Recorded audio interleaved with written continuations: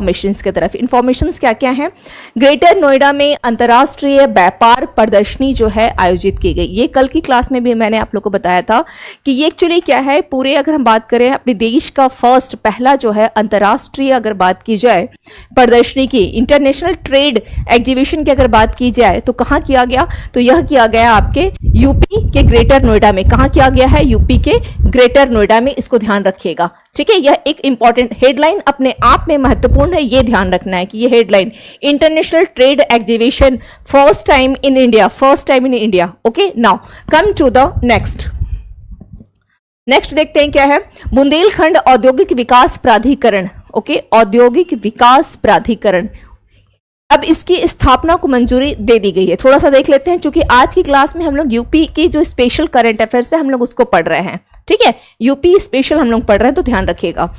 UP को $1 trillion की अर्थव्यवस्था बनाने के लिए क्या की गई है, इस पहल को इंपॉर्टेंट माना जा रहा है। यूपी के कितने हैं? तो 1 ट्रिलियन जो अर्थव्यवस्था को बनाना चाह रही है, कितना है टारगेट यूपी का? $1 ट्रिलियन, ये टारगेट है, ठीक है। इतने इकोनॉमिक तक लाने की उत्तर प्रदेश की, इसको ध्यान रखिएगा। तो अब इस टारगेट में क्या किया गया है, इसके लिए आपका क्या किया जाएगा? कॉरिडोर वगैरह जो है आपकी इंडस्ट्रियल कॉरिडोर, इन सब की प्लानिंग की गई और इसका निर्माण भी किया जा रहा है। तो इस क्षेत्र में औद्योगिक टाउनशिप को स्थापित किया जाएगा। प्रस्तावित औद्योगिक टाउनशिप, ओके, परियोजना के जो पहले चरण है, यह जो बोला गया है प्रस्तावित औद्योगिक टाउनशिप परियोजना का जो फर्स्ट स्टेज है, ये कहाँ स्टार्ट किया गया? तो यह स्टार्ट किया गया है झांसी जिले में, ठीक है। झांसी जिले के 33 राजस्व गांव को इसमें शामिल किया गया है। तो आपको 33 राजस्व गांव याद रखने की इसकी कोई आवश्यकता नहीं है, आप लोग इसको स्किप कर दें। केवल ये ध्यान रखिएगा, चूंकि अब बात की जा रही है इंडस्ट्रियल कॉरिडोर प्रोजेक्ट की, तो यह यूपी के कहां से? तो यह स्टार्ट किया जाएगा झांसी जिले से, यूपी के झांसी जिले से, ठीक है। जिसका टारगेट क्या है कि वह $1 ट्रिलियन तक को पहचाना, जो अर्थव्यवस्था को पहुंचाने के लिए ऐसा फर्स्ट स्टेज में लिया गया है।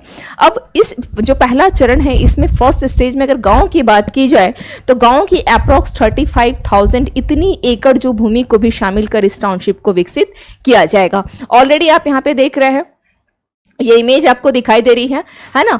तो इसको रटना नहीं है, बस समझ जाएंगे तो अपने आप हो जाएगा कि बुंदेलखंड जो कि एक काफ़ी पिछड़ा हुआ, अगर देखा जाए तो यूपी में बुंदेलखंड वगैरह जो क्षेत्र है काफ़ी पिछड़ा हुआ है ना। बुंदेलखंड, चंबल, ये सब क्या है, और चंबल को लेकर के तो उस पर तो मूवी बन गई है ना, उस पर तो मूवी बन चुकी है कि नहीं। तो ये एक जो है काफ़ी मतलब कह सकते हैं कि बैकवर्ड एरिया है। तो यहाँ पर क्या किया गया, किसकी बात की गई कि चलो यहाँ पर एक डेवलपमेंट जो है आपका कॉरिडोर वगैरह जो है यह बनाया जाएगा। तो औद्योगिक विकास प्राधिकरण जो अथॉरिटी जो है इसको मंजूरी दे दी गई है, और मंजूरी देने का एक ही रीज़न है कि यूपी की जो अर्थव्यवस्था है उसको $1 ट्रिलियन तक बढ़ाना, जिससे यहाँ पर लोगों को रोजगार वगैरह मिलेगा, ठीक है। और इस औद्योगिक टाउनशिप जो परियोजना है इसकी शुरुआत कहाँ से की जा रही है? तो यह झांसी से की जाएगी, इस फैक्ट को ध्यान रखिएगा। नाउ यूपी राज्य शिक्षा संस्थान, यहाँ पर किसकी बात की जा रही है कि जो क्षेत्रीय भाषा में डिक्शनरी को लेकर के एक्सक्यूज मी, क्षेत्रीय भाषा में डिक्शनरी यानी जो लोकल लैंग्वेजेस पे, तो कौन कौन सी क्षेत्रीय भाषा में डिक्शनरी को लाया जा रहा है। और दूसरी चीज है कि ये जो डिक्शनरी की बात की गई है, तो अभी स्पेशली खास करके यह यूपी का न्यूज़ है, तो आपको ये जरूर ध्यान में रखना है कि क्षेत्रीय भाषाओं में डिक्शनरी यानी यूपी राज्य शिक्षा संस्थान है ना के द्वारा कौन कौन सी भाषा में डिक्शनरी को लाया जा रहा है। तो आपकी भोजपुरी हो गई, अवधी हो गई, ब्रजवाला, बुंदेलखंडी जैसी जो राज्य की क्षेत्रीय भाषाएं यानी बोलियों को शब्दकोश का तैयार किया जा रहा है। इस इमेज पे आप लोग मत जाइएगा, ठीक है, इस इमेज पे आप लोग मत जाइएगा। इस इमेज का मतलब ये है कि हमारे संविधान में टोटल जो है 8वीं अनुसूची में अगर देखा जाए तो 22 भाषाओं को शामिल किया गया है। संविधान की 8वीं अनुसूची में कितनी भाषाएं हैं? 22 भाषाएं हैं, और उनमें से संशोधन करके, जैसे अगर आपके बात की जाए बोडो, डोगरी, मैथिली है ना, संथाली हो गया, या आपका सिंधी भाषा को जोड़ा गया है, तो इनको लेकर के यहाँ पर जितनी भी भाषाएं हैं वो यहाँ पर दे दी गई है, ठीक है। मैथिली है, तेलुगु है, मराठी है, डोगरी हो गई, ये रहा आपका डोगरी। तो ये कुछ भाषाएं हैं, लेकिन इसका संबंध इससे नहीं है, तो इसलिए इस इमेज को आप लोगों को क्या करना है, स्किप कर देना है। इस इमेज को आपको स्किप करना है, ये रॉन्ग है, ये इमेज रॉन्ग है, ठीक है। चलिए, यहाँ पर केवल ध्यान रखना है कि क्षेत्रीय भाषाओं में जो डिक्शनरी लाई जा रही है, लैंग्वेजेस कौन कौन से हैं, ये हो गया।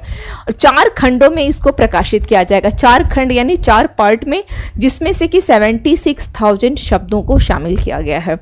और यह राज्य में क्षेत्रीय बोलियों भाषाओं में तैयार की जाने वाली अपनी तरह की एक जो है एक इनिशिएटिव ली गई है, पहला ऐसा इनिशिएटिव लिया गया है। इसके अलावा इसका उद्देश्य क्या है कि अब होता क्या है, आप देखेंगे एक कल्चर है जो पूर्वी यूपी और पश्चिमी यूपी में काफ़ी डिफरेंट कल्चर है ना। पूर्वी यूपी का क्षेत्र देख लो और पश्चिमी यूपी का, तो ये जो डिफरेंट जब क्षेत्र हम जाते हैं, पूर्वी से पश्चिमी या पश्चिमी से यूपी आते हैं, तो भाषा को लेकर के बड़ी समस्याएं आ जाती हैं, है ना। तो इसी भाषा को सहज करने के लिए क्या की गई है, यह क्षेत्रीय भाषा में डिक्शनरी लाया गया, जिसमें कि 76,000 वर्ड्स को रखा गया, शामिल किया गया। और कौन कौन सी भाषाएं हैं, तो कुछ वो भोजपुरी, क्योंकि हमारे पूर्वी यूपी में क्या है, भोजपुरी है, और हमारा पश्चिमी यूपी में क्या है, पश्चिमी यूपी में थोड़ी सी खड़ी टाइप की बोली है ना, अगर उस, और बुंदेलखंड का जो रीजन बुंदेलखंडी भाषा बोली जाती है, ब्रज हो गया, अवधि हो गया।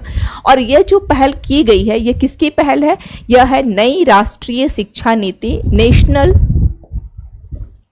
एजुकेशन पॉलिसी 2020 के अनुरूप है ये। इस पॉइंट को ध्यान रखिएगा। किसके से अगर ये जो एक सोच लाया गया, थॉट लाया गया, तो इसका श्रेय किसको जाएगा, तो यह श्रेय जाएगा आपका नेशनल एजुकेशन पॉलिसी 2020 के, ठीक है। इसके माध्यम से जो शिक्षक हैं, छात्रों को उनकी स्थानीय बोलियों में जो लोकल लैंग्वेज है उसमें विषयों को बेहतर तरीके से समझाने में सक्षम होंगे। होता क्या है, जैसे सपोज फॉर द एग्जाम्पल मैं आपका क्लास ले रही हूँ, ठीक है, तो अगर मैं आपको, और मैं आपने नोटिस भी किया होगा कि अगर मैं, कोशिश मेरी यही रहती है कि जो किताब में शब्द दिए हैं, किताबी शब्द जो होते हैं वो बहुत मतलब सजा के लिखा हुआ जाता है, लेकिन वो सजावट ऐसी हो जाती है कि बहुत बार स्टूडेंट समझ नहीं पाता है ना। कुछ बुक्स मैं बताऊंगी, जैसे फॉर द एग्जांपल आज के टाइम का सबसे अगर एग्जांपल मैं दूं तो लक्ष्मीकांत की बुक। ऑनेस्टली बताइएगा कि पॉलिटी वाली जो लक्ष्मीकांत की बुक आती है, वैसे पॉलिटी की ही आती है लक्ष्मीकांत की बुक, और दूसरी आती भी नहीं है। कितने ऐसे हैं कैंडिडेट जिन्हें कि ये समझ में आता है, लक्ष्मीकांत वाली बुक कितने कैंडिडेट को समझ में आती है, बताएं। लक्ष्मीकांत वाली जो बुक है कितने लोग समझ पाते हैं, लक्ष्मीकांत की बुक जो है कितने लोगों को समझ में आती है। आई थिंक अगर जिसने अगर फर्स्ट टाइम पढ़ा होगा तो वो क्या करेगा, इट्स अ वेरी डिफिकल्ट, है ना। अगर फर्स्ट टाइम किसी ने लक्ष्मीकांत की बुक को लिया होगा तो ये बहुत डिफिकल्ट हो जाता है उसके लिए उस बुक को समझना डिफिकल्ट इसलिए होता है कि हमें वो जो टर्मोलॉजी होती है हिंदी की वो समझ में नहीं आती है। सेकंड एग्जांपल देती हूँ, यूपीएससी की अगर आप पेपर देखते हैं हिंदी और इंग्लिश का, तो हिंदी लैंग्वेज में जो पेपर होती है इट्स अ वेरी मतलब कह सकते हैं कि वो ज़्यादा ईजी होता है कंपेरेटिवली विथ हिंदी, है ना। हिंदी की तुलनात्मक रूप से इंग्लिश वाले टर्म को समझना आसान रहता है। तो यही जो होता है, अब हमें क्या करना है कि हमें उन शब्दों को जो बुक्स में लिखे हैं, नोट्स है, सब कुछ है, जो चीज़ें मैं बता रही हूँ वो भी बुक्स में है। ऐसा थोड़ी है कि ये इन्फॉर्मेशन केवल मैं दे रही हूँ, बुक्स मिलेंगे, नोट्स मिलेंगे, लॉट्स ऑफ आपके पास इन्फॉर्मेशन का। लेकिन आप क्यों क्लास करते हैं, क्योंकि आपको जब कोई भाषा लगती है कि नहीं मुझे यहाँ समझ में आ रहा है, तो वो समझने का जो खेल है ना वो केवल और केवल लैंग्वेज का होता है, टर्मोलॉजी का होता है कि आप कितने ईजिएस्ट वे में बताएं जो आपको रटना ना पड़े। तो यही चीज़ यहाँ की गई है। कवि अरुण कमल को निराला स्मृति सम्मान किसको दिया गया है, कवि अरुण कमल को निराला स्मृति सम्मान, ठीक है। 9 अब ये जो है ये 2023 के लिए दिया गया है। सबसे पहले तो ये लिख लें कि 2023 के लिए कवि कौन है, अरुण कमल, इनको कौन सा सम्मान, निराला स्मृति सम्मान जो है दिया गया है। फर्स्ट ऑफ ऑल सबसे पहला जरूरी ये है कि यह अपने आप में काफ़ी महत्वपूर्ण इंपॉर्टेंट इंफॉर्मेशन है, इसको ध्यान रखना है। यह सम्मान छायावादी महाकवि सूर्यकांत त्रिपाठी निराला,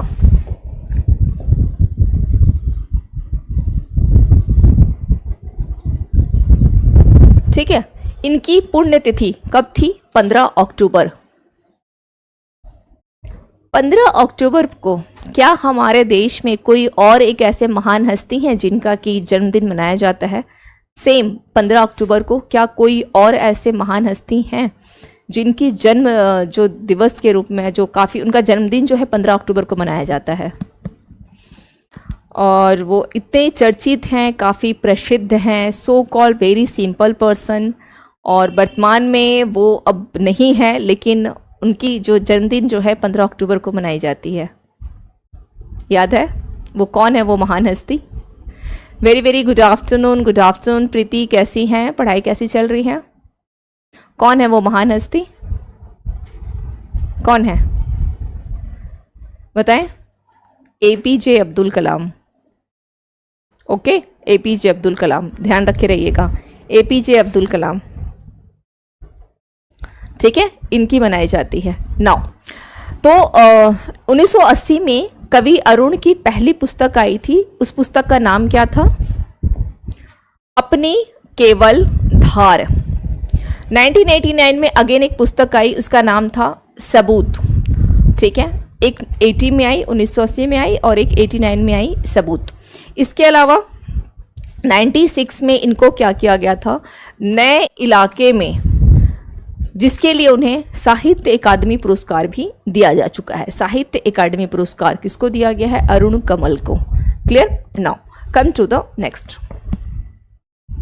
तत्वा प्लास्टिक पाइप फैक्ट्री का उद्घाटन। आज की क्लास में हम लोग केवल यूपी स्पेशल कर रहे हैं। मैंने एक दिन आपको नेशनल पढ़ाया है, एक दिन इंटरनेशनल बताई हूँ, और आज की क्लास में हम लोग यूपी स्पेशल कर रहे हैं, यूपी स्पेशल। ओके, इसका ध्यान रखिएगा। तो अब यहाँ पर क्या देखना है? तत्वा प्लास्टिक पाइप फैक्ट्री का उद्घाटन किया गया है। तत्वा प्लास्टिक। यूपी के मुख्यमंत्री कौन है? योगी आदित्यनाथ जी, है ना। इन्होंने क्या किया है? गोरखपुर औद्योगिक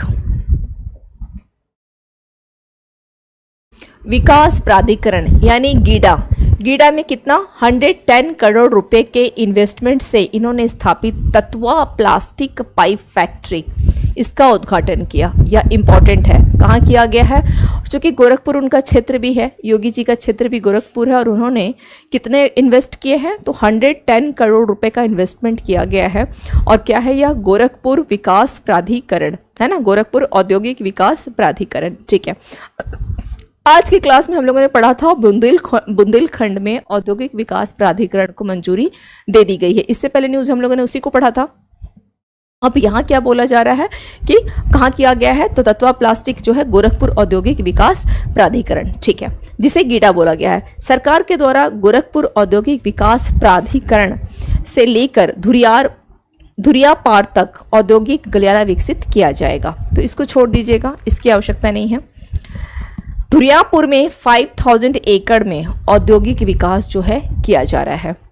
इन फैक्ट्रियों में 1000 करोड़ का इन्वेस्ट किया जाएगा, जिसमें से 5000 से अधिक युवाओं को रोजगार मिलेगा। रोजगार की संभावनाएं कितनी बढ़ जाएंगी? तो मोर देन 5000 करोड़ का अगर आप इन्वेस्टमेंट कर रहे हो तो more than 5000। Got my point? ठीक है।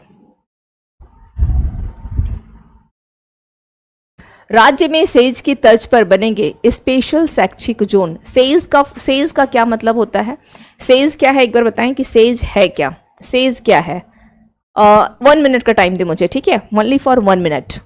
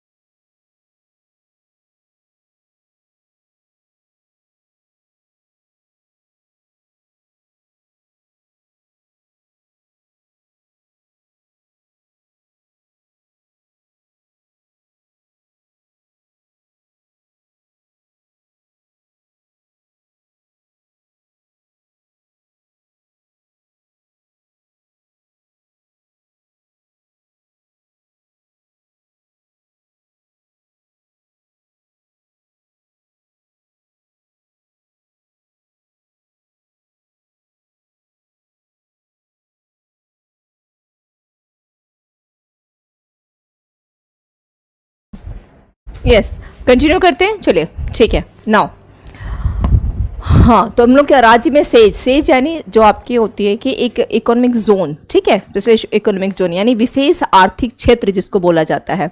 यूपी में विशेष आर्थिक क्षेत्र की तर्ज पर विशेष एक शैक्षिक जो है परिक्षेत्र बनाए जाएंगे। ये परिक्षेत्र युवा आबादी, प्रति व्यक्ति अगर बात की जाए तो आय को, और इंफ्रास्ट्रक्चर व साक्षर दर के आधार पर बनाए जाएंगे।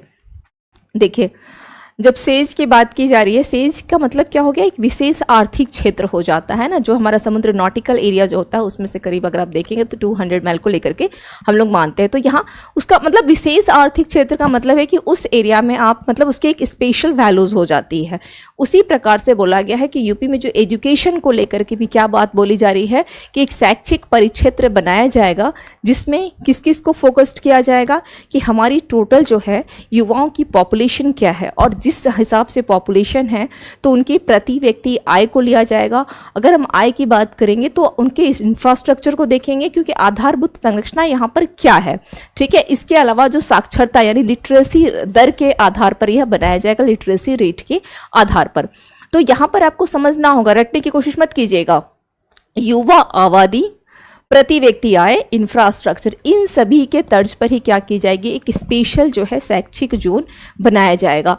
स्पेशल शैक्षिक जोन का मतलब है कि एजुकेशन व्यवस्था को ऐसा करना ताकि जो है हमारे युवाओं जो बेरोजगार है उन युवाओं को रोजगार मिल सके, इंफ्रास्ट्रक्चर मजबूत हो सके, प्रति व्यक्ति आय बढ़ सके, और जो लिटरेसी रेट है वो बढ़ सके, ठीक है। चलिए, नाउ फर्स्ट स्टेज में नोएडा, लखनऊ में विशेष शिक्षा परिक्षेत्र बनाने की जो योजना की गई है, और नोएडा में कहाँ पर, ग्रेटर नोएडा में क्या किया गया है, आपका फर्स्ट जो आपकी बोली जाएगी एक एग्जीबिशन जो की गई है, ट्रेड एग्जीबिशन फर्स्ट कहाँ किया गया है, तो यूपी के ग्रेटर नोएडा में।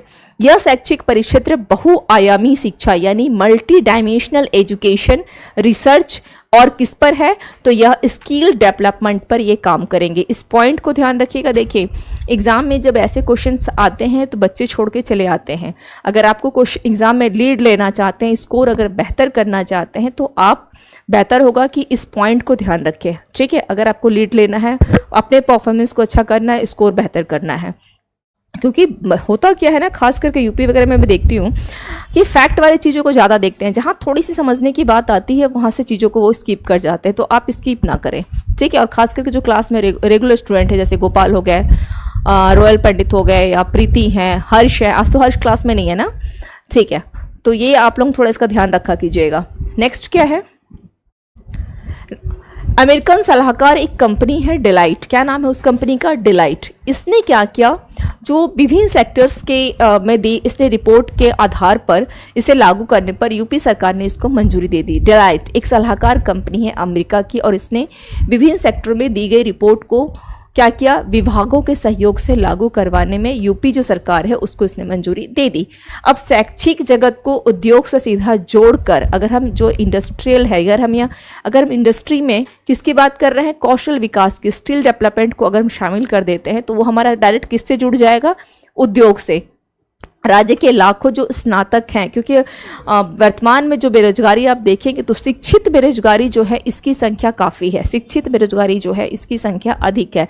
तो इसी शिक्षित बेरोजगारी को क्या करेगा, या लाखों स्नातकों को रोजगार प्रदान किया जा सकेगा, ठीक है। इसके अलावा छात्रों को निजी कंपनियों से जो रोजगार मिला है लास्ट ईयर, वो 10,851 छात्रों को निजी यानी प्राइवेट कंपनी में जो है इसके द्वारा जो है रोजगार मिला है, ठीक है। नाउ नेक्स्ट है, राज्य के स्कूलों में सप्ताह में अब मात्र कितने घंटे पढ़ाई होगी, राज्य के स्कूलों में, यानी अगर यूपी की बात करें पूरे वीक में 29 आवर्स की पढ़ाई होगी। और ये भी ये डिसीजन भी किसका है, तो नई शिक्षा जो नीति हमारी 2020 है उसी के ऊपर यह डिसीजन जो है लिया गया है, ठीक है, उसी के ऊपर यह डिसीजन लिया गया है। नाउ तो बोला गया है सोमवार से शुक्रवार तक यानी मंडे टू फ्राइडे क्लास जो होगी क्या है 5 से 5.5 घंटे, एवं महीने के 2 दिन, शनिवार, महीने के 2 शनिवार को 2 से 2.5 घंटे ही क्लास लगेंगे। 2 शनिवार को अवकाश रहेगा, ध्यान रखिएगा, 2 शनिवार को अवकाश क्योंकि हो सकता है इसको थोड़ा सा ऐसे करके दे दे आपसे कि एक क्वेश्चन में के अंतर्गत सब क्वेश्चन दे दे, क्योंकि नेशनल न्यू आपकी जो है ना नेशनल एजुकेशन पॉलिसी, जो नई शिक्षा नीति लाई गई है, न्यू एजुकेशन पॉलिसी, उसके तहत ये व्यवस्था की गई कि मंडे टू फ्राइडे क्लास 5 से 5.5 घंटा, 4 सैटरडे से 2 आपका ऑफ रहेगा और 2 सैटरडे में केवल 2 से 2.5 घंटे की क्लास होगी। इसी प्रकार से जो अदर विषय है, आम विषय, इनकी कक्षाओं की अधिकतम समय सीमा 45 से घटकर 35 मिनट की जाएगी, जबकि प्रमुख विषय जो होंगे उनकी 50 मिनट तक लगेंगी। ठीक है, ये एक अलग हो गया, इसको भी ध्यान रखना है कि इसके अंतर्गत क्या क्या जो है प्रावधान रखे गए हैं। ठीक है, इसके अंतर्गत कौन कौन से प्रावधान रखे गए हैं आपको ये यहाँ पर ध्यान रखना होगा। Now come to the next. प्रमुख विषयों की जो कक्षा है 50 मिनट तक लगेंगी। नई राष्ट्रीय शिक्षा नीति में बच्चों को पढ़ाई के बोझ से राहत मिले, इसी उद्देश्य से साल में अलग अलग तिथियों में कुल 10 दिनों तक बिना बस्ते के जाने की भी छूट रहेगी। बिना बस्ते वाले दिनों में बच्चों को मौखिक और प्रयोग, ठीक है, यानी जो ओरल या कुछ ऐसा एक्टिविटीज़ के द्वारा जो है उनको पढ़ाया जाएगा, एक्टिविटीज़ कर करके पढ़ाया जाएगा। वैसे भी आजकल आप देख रहे हैं जितने भी प्राइवेट स्कूल है या गवर्नमेंट स्कूल में भी मतलब जो प्राइमरी के बच्चे हैं या क्लास 1-2 के आप बच्चों को देखते हैं तो क्या की गई है, एक्टिविटीज़ के थ्रू उनको पढ़ाया जा रहा है। और बैग्स वगैरह अब जो है, जैसे पहले क्या होता था, इतना बोझ जो लेके चलते थे, अब उस बोझ को समाप्त करने की कोशिश की जा रही है कि नहीं, बच्चे इतना बोझ लेके ना चले, वो अधिक से अधिक एक्स्ट्रा करिकुलम स्कूल में एक्टिविटीज़ करें, ओरली चीज़ों को तैयार करें, है ना। ये नहीं कि लिख लिख करके करना है या 10 बुक लेकर के आना है, ये प्रावधान को हटाया जा रहा है। लखनऊ, आगरा, वाराणसी में क्या बनेगा, यूनिटी मॉल बनेगा। तो कहाँ कहाँ बन रहा है, लखनऊ, आगरा, वाराणसी में। भारत सरकार के जो केंद्रीय बजट है 23-24 में, इसमें देश के सभी राज्यों में, देश के समस्त राज्यों में यूनिटी मॉल की स्थापना जो किए जाने का एक प्रावधान किया गया है, जिसमें से यूपी में कौन कौन से स्थान पर है, लखनऊ है, वाराणसी है और आगरा। ठीक है, यहाँ पर किया जा रहा है। यूनिटी मॉल में राज्यों के द्वारा अपने ODOP उत्पाद, यानी 1 डिस्ट्रिक्ट 1 प्रोडक्ट, एक जिला एक उत्पाद, GI यानी जिन उत्पादों को GI टैग दिया गया है, हस्तशिल्प उत्पाद व अन्य राज्यों के ODOP उत्पादों की प्रदर्शनी तथा बिक्री की व्यवस्था जो है की जाएगी। और ये सभी राज्यों में, यह प्रदर्शनी जो है सभी राज्यों में लगाया जा रहा है, यह प्रदर्शनी सभी राज्यों में होगी। ठीक है, नाउ, और इस यूनिटी मॉल का मुख्य उद्देश्य क्या है, राष्ट्रीय एकीकरण, है ना, राष्ट्रीय एकीकरण, मेक इन इंडिया, चूंकि भारत का एक कॉन्सेप्ट चल रहा है विकसित भारत @2047, विकसित भारत @2047 का जो कॉन्सेप्ट चल रहा है, इसी के तहत जो क्या की जा रही है, और हमें क्या करना है कि हमें आयात को कम करना है, अधिक से अधिक वस्तुओं पर हमें निर्भर होना है। उद्देश्य क्या है, राष्ट्रीय एकीकरण, मेक इन इंडिया, ODOP प्रयासों को बढ़ावा देना है, यानी एक डिस्ट्रिक्ट एक प्रोडक्ट, एक जिला एक उत्पाद, स्थानीय हस्तशिल्प उत्पाद और स्थानीय जो है रोजगार इससे सृजन होंगे। अगर आप थोड़ा सा सोचेंगे ना, सभी विषयों पर अगर थोड़ा थोड़ा सोचें तो बहुत आसान हो जाएगा। कुछ चीज़ें बहुत आसान है आपके लिखने के लिए, चाहे आप मेंस में लिखना चाहें तो। मेक इन इंडिया, ये बढ़ेगा, रोजगार बढ़ेगा, जो लोकल रोजगार है, स्थानीय रोजगार को बढ़ावा मिलेगा, है ना। 1 डिस्ट्रिक्ट 1 प्रोडक्ट होगा। GI टैग, जिस वस्तु को हम दे रहे हैं उसकी वैल्यूज, उसकी डिमांड क्या है, जहाँ की वो वस्तु है वहाँ तो है ही, इसके अलावा अन्य जगहों में, जैसे फॉर द एग्जाम्पल अगर बोला जाए, यूपी का जो लखनऊ का खास करके जो चिकनकारी सूट वगैरह है ना, उसकी डिमांड ऑल ओवर इंडिया में है, इवन फॉरेन में भी है, इंडिया के साथ साथ फॉरेन में भी है ना। तो इसको आपको ध्यान रखना होगा। नाउ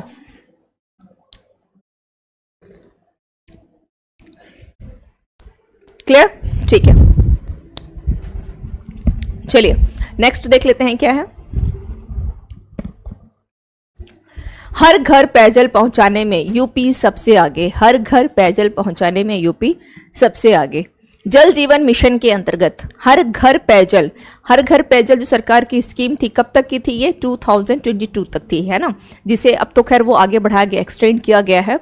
तो जल जीवन मिशन, इसको ध्यान में क्या रखना है, किस मिशन के तहत है ये, जल जीवन मिशन, है ना। और जिस समय ये मिशन था उस समय हमारे मंत्री थे गजेंद्र सिंह शेखावत, इसको ध्यान रखिएगा। इनके अंतर्गत हर घर पेयजल पहुंचाने में यूपी द्वारा की गई प्रगति बाकी प्रदेशों के मुकाबले जो है काफी तेज है। ठीक है, जल जीवन मिशन में देश के सिर्फ 50 जिलों में यूपी के 26 जिले यहाँ पे शामिल है। यूपी के 26 जिले शामिल है, जबकि देश के सिर्फ 10 जिलों की अगर बात की जाए। नमस्ते नमस्ते विनय, कैसे हैं? पढ़ाई कैसी चल रही है? पढ़ाई कैसी चल रही है? चलिए, एक्चुअली क्या है ना, मॉर्निंग में वो प्रोग्राम हो गई फ्लैग होस्टिंग का, जिसके कारण 12 बजे जो क्लास में ले नहीं पाई, फिर मैं जो क्लास को आज रीशेड्यूल करवाना पड़ा था, इसलिए आप लोग की क्लास जो आज लेट हो गई। अदरवाइज ये क्लास 12 बजे ही होती है ना। कल ये क्लास 12 बजे ही है, इसका ध्यान रखिएगा, कल ये क्लास 12 बजे ही होगी। ठीक है, तो जल जीवन मिशन में देश के सिर्फ 50 जिलों में यूपी के 26 जिले शामिल हैं, जबकि देश के सिर्फ 10 जिलों में यूपी के 7 जिले।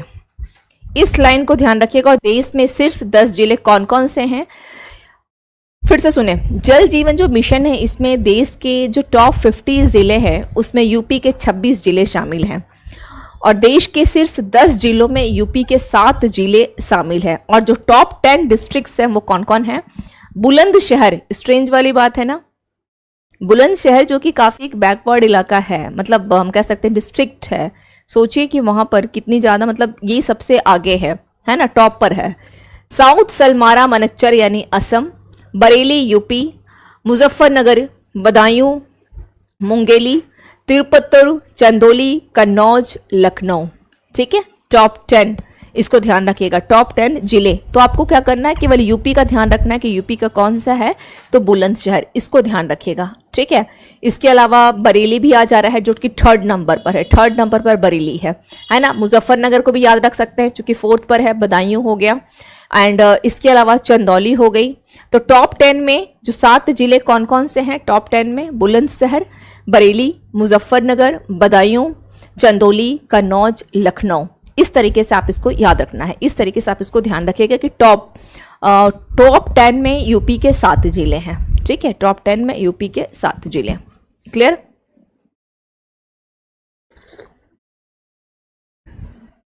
नो, 60 लाख से अधिक संपत्ति स्वामित्व कार्ड तैयार, जिसके पास कितनी है? 66 लाख से अधिक स्वामित्व कार्ड जो है तैयार हो गई है। देखते हैं इसके इन्फॉर्मेशन क्या है। यूपी में पीएम स्वामित्व योजना यानी प्रॉपर्टी ऑनरशिप कार्ड्स, ठीक है, यह एक ऑनर थी, प्रॉपर्टी ऑनरशिप कार्ड्स। इसके अंतर्गत अब तक 66 लाख से ज़्यादा जो घरोनियाँ यानी जो आपकी हम कह सकते हैं ऑनरशिप कार्ड जो हैं तैयार हो चुके हैं।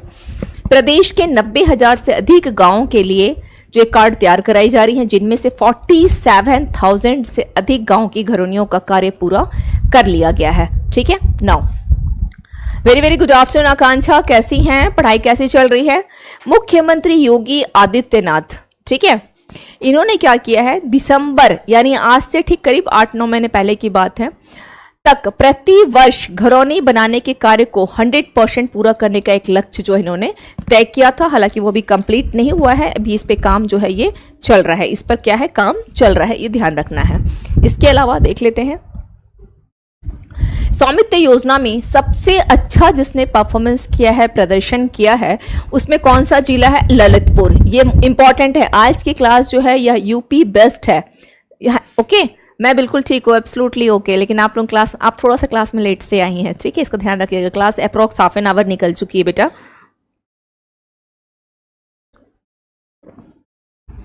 ओके,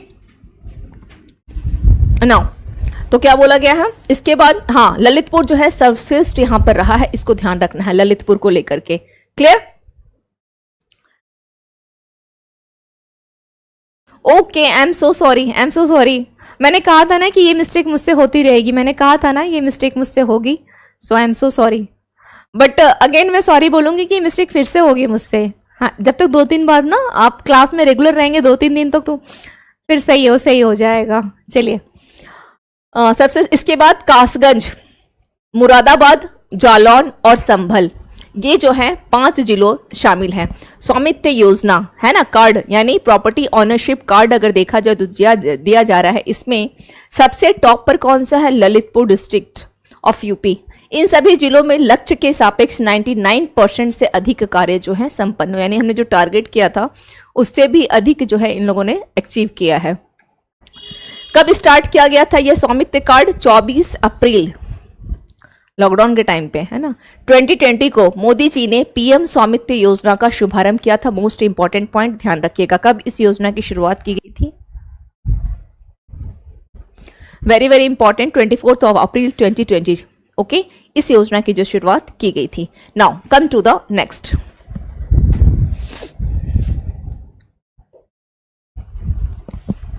यूपी के सभी जिलों में लागू होगा ई ऑफिस, सभी जिलों में। यानी अब जो पेपर, आप मैंने क्लास में भी करवाया था पहले कि जो ये काम होता था ना पेपर वाला, है ना, ये पेपर वाला काम किस रूप में होगा, तो आपको वो बंडल ढूंढने की आवश्यकता नहीं है। जितने भी ऑफिस है सबको इलेक्ट्रॉनिक किया जा रहा है। कोई डॉक्यूमेंट्स देखना है फटाफट कंप्यूटर में डालो, आपको कोई भी अगर किसी चीज़ की, कोई जमीन की रसीद चाहिए या किसी भी प्रकार का कोई भी ऑफिस का काम अगर आपकी ज़रूरत है, तो आपकी ईच एंड एवरीथिंग जो डाटाज होंगे वो कंप्यूटर में होंगे। आपकी पूरी ऑफिस को ही क्या किया जाएगा, इलेक्ट्रॉनिक ऑफिस बनाया जाएगा।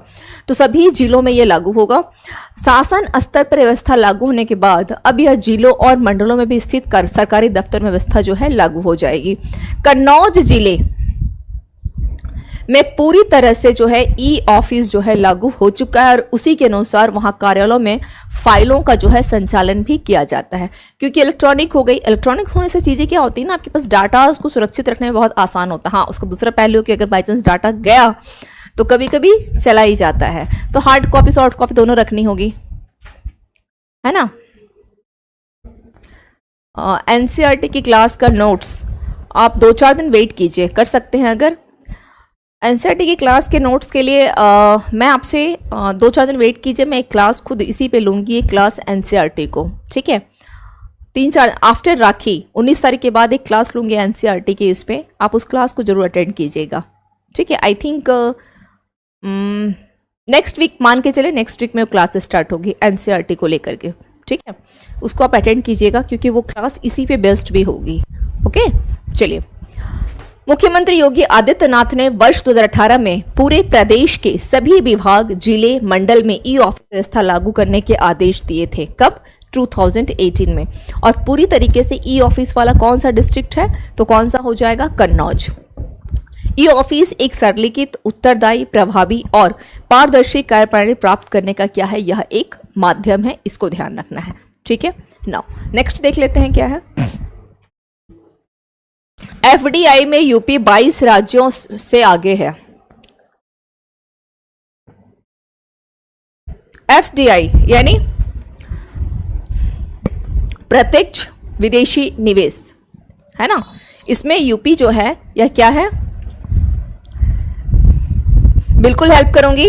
बस श्रीवांशु आपको क्या करना है, क्लास अटेंड कर लीजिएगा, ठीक है। आप डेफिनेटली क्लास अटेंड कीजिएगा नेक्स्ट वीक में। नेक्स्ट वीक ही वो क्लास लूंगी, मोस्ट प्रोबेबली वेडनेसडे या थर्सडे को ही लूंगी, ठीक है।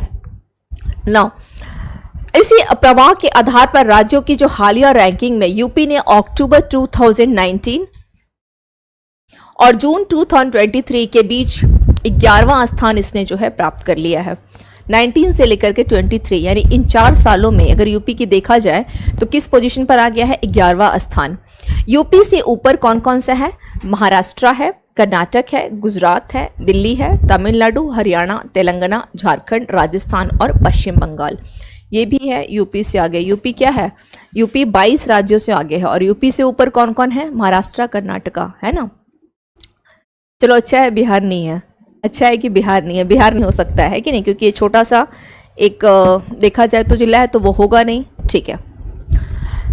विशेष रूप से इसमें पंजाब, आंध्र प्रदेश, केरल, एमपी, हिमाचल, बिहार, चंडीगढ़, गोवा, छत्तीसगढ़ सहित 22 अन्य राज्यों को पीछे छोड़ दिया है। तो किसको इसने पीछे छोड़ दिया? बिहार तो पीछे आ ही गया, ठीक है।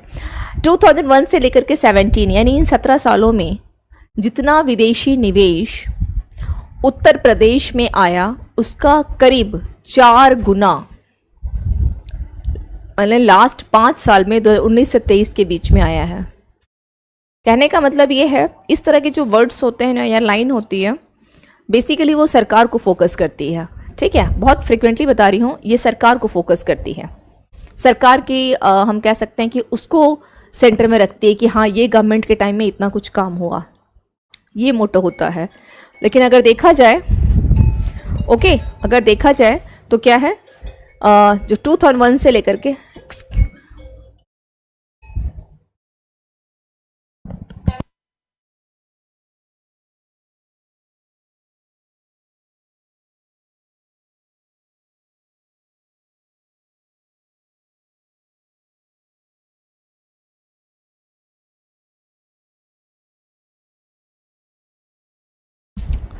ओके, तो ये हो गया। चलिए, तो इसमें से विशेष रूप से पंजाब, आंध्र प्रदेश ये हो गया। तो ये स्पेशली किसको दिखा रहा है, ये एक गवर्नमेंट को शो करता है ना कि गवर्नमेंट ये इस तरीके से इसने इतना काम किया और एक्सेट्रा। चलिए,